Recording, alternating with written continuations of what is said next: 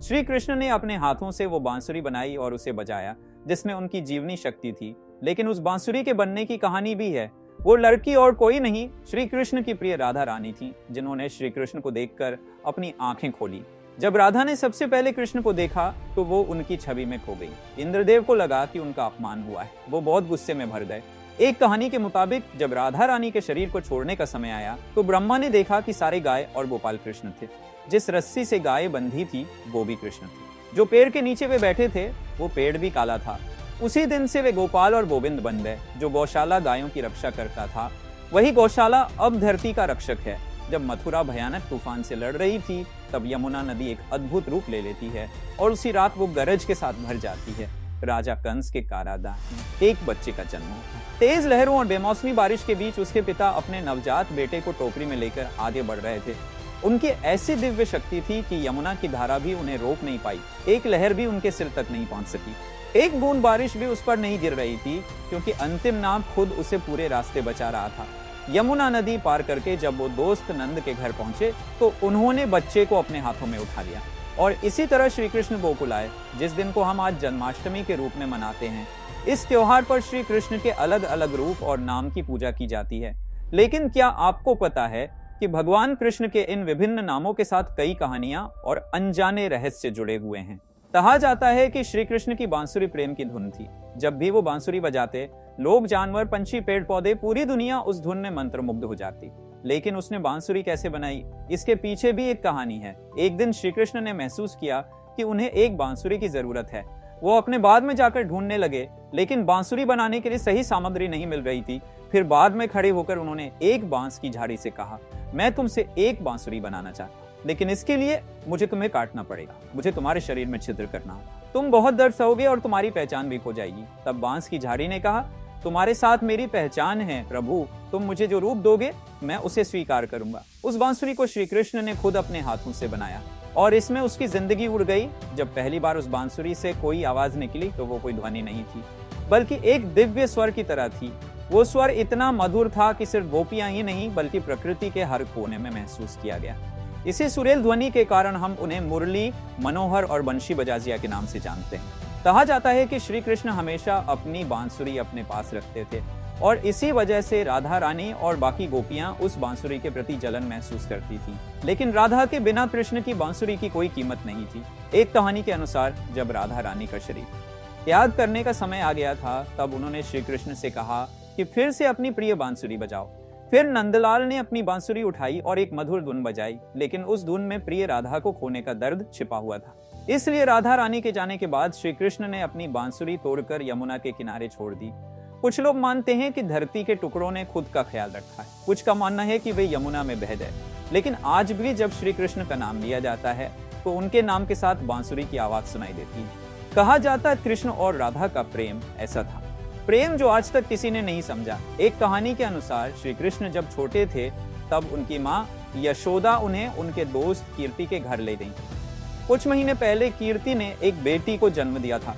माँ यशोदा उस बेटी को देखकर उसके चेहरे पर बड़ी मुस्कान देख पाई। वो लड़की फूल जैसी कोमल थी और वो सोने की तरह चमक रही थी। लेकिन कीर्ति के चेहरे पर न तो मुस्कान थी और न ही खुशी। जब जानने के लिए पूछा गया तो उसने कहा, देख नहीं रहे। जन्म के बाद से उसने आंखें नहीं खोली। बात करते करते वे थोड़ी दूर बैठ गए। इसी बीच श्री कृष्ण घर में इधर उधर घूमने लगे और उस लड़की की झूले तक पहुंचे। छोटे पैरों पर खड़े होकर उसने झूले से लड़की को देखने की कोशिश की। कुछ देर बाद जब माँ यशोदा कीर्तिके को विदाई दे रही थी, तब उसने देखा कि लड़की आंखें खोलकर मुस्कुरा रही है। ये लड़की और कोई नहीं, श्री कृष्ण की प्रिय राधा रानी है, जिसने श्री कृष्ण को देखकर अपनी आंखें खोली। जब राधा ने पहली बार कृष्ण को देखा तो वह उनकी मूर्ति में खो गई थी। कहा जाता है कि उस पल से श्री कृष्ण कभी भी उनके दिल और मन से अलग नहीं हुए। उनकी आंखों में कृष्ण सिर्फ उनके हैं और राधा कहती थी, मैं कृष्ण की हूँ। मैं अंदर रहूं और वो मेरे अंदर रहते हैं और कोई इसे बदल नहीं सकता। वो हमेशा मेरी आंखों में रहते हैं। और कृष्ण और राधा का रिश्ता भी कुछ खास था। राधा ने पूरी तरह से कृष्ण को समर्पित कर दिया था और कृष्ण के लिए राधा उसका एक हिस्सा थी। इसलिए आज हम उनके नाम को एक साथ लेते हैं। राधा कृष्ण नहीं, राधा कृष्ण। राधा के बिना कृष्ण अधूरे हैं और कृष्ण के बिना राधा का कोई मतलब नहीं है। ये गोपाल भगवान के रूप में कैसे हो सकता है? मैं इसे नहीं मानता। जब भी हम बाल गोपाल की जवानी की बात करते हैं तो हम उसे गोपाल के रूप में लीलाएं करते हैं। देखते हैं। लेकिन जब ब्रह्मा श्री कृष्ण को गोपाल के रूप में देखा तो उसे अच्छा नहीं लगा। एक बार ब्रह्मा उत्तेजित हो गए। उन्होंने भगवान विष्णु के 8वें अवतार को कैसे हैं ये देखना चाहा। जब वो पृथ्वी पर आए तो देखा कुछ गोपाल मस्ती कर रहे हैं, बांसुरी की मधुर धुन में खोई हुई गायें चल रही हैं। भगवान के रूप को हमेशा एक महान ऋषि, योद्धा या शक्तिशाली राजा के तौर पर माना जाता है, लेकिन ये तो एक आम गोपाल था। ये कैसे भगवान का अवतार हो सकता है? ब्रह्मा को श्री कृष्ण की परीक्षा लेनी चाहिए थी। उन्होंने कृष्ण के सभी साथी और दायों को वहां से अदृश्य कर दिया और ब्रह्मलोक को साथ ले गए। ऐसे ही 1000 साल बीत गए। फिर ब्रह्मा पृथ्वी पर लौट आए, लेकिन वहां का नजारा देखकर उनकी आंखों पर विश्वास नहीं हो रहा था। पृथ्वी पर सब कुछ बिल्कुल वैसा ही था। श्री कृष्ण, उनके साथी, उनकी गायें, सब कुछ वैसा ही था जैसा ब्रह्मा ने पहले देखा था। लेकिन ये सब तो ब्रह्मलोक में भी है, ये कैसे हो सकता है? फिर श्री कृष्ण ने उन्हें सच दिखाया। ब्रह्मा ने देखा कि वो गाय को जो रस्सी से बांधता है वो भी कृष्ण है। जिस पेड़ के नीचे सब बैठे थे वो भी कृष्ण है। चारों ओर सब कुछ कृष्ण है। तब ब्रह्मा समझ गए कि ये गोपाल आम इंसान नहीं है, लेकिन यह असल में भगवान विष्णु का अवतार है। उन्होंने श्री कृष्ण से माफी मांगी और अपने साथियों को वापस लौटा दिया।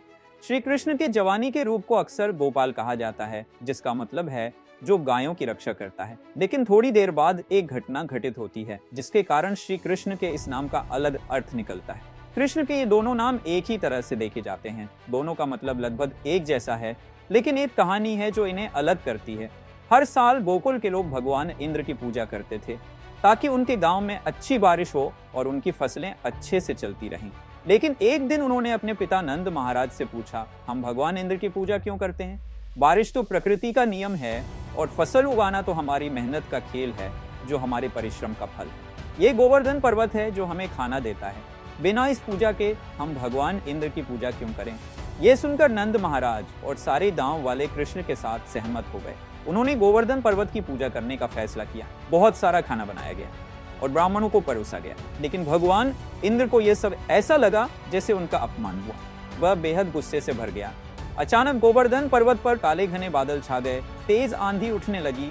इसे देखकर पूरा गोकुल बारिश में डूब गया। गोकुल के लोग ये देखकर डर गए। सारे गाय, जानवर, पक्षी सब कृष्ण के पास मदद के लिए आए। भगवान श्री कृष्ण ने भी समझ लिया कि यह भगवान इंद्र का घमंड है। वह हल्का सा मुस्कुराए। उन्होंने गांव वालों से कहा कि आंखें बंद कर लें। कुछ ही मिनटों में बारिश रुक गई। जब उन्होंने आंखें खोली तो देखा कि कृष्ण ने गोवर्धन पर्वत को अपनी छोटी अंगुली पर थाम रखा है। अगले 7 दिन तक वह ऐसे ही रहे। पहाड़ को उठाकर लोगों को इंद्र के क्रोध से बचा लिया। इंद्र ने अपनी गलती समझी और मौसम ठीक किया। फिर कृष्ण से माफी मांगी। उसी दिन से कृष्ण गोपाला से गोविंद बन गए। अगर वीडियो अच्छा लगा तो लाइक और शेयर करो और ऐसी और कहानियों के लिए माय इंडियन हिस्ट्री को सब्सक्राइब करना मत भूलना।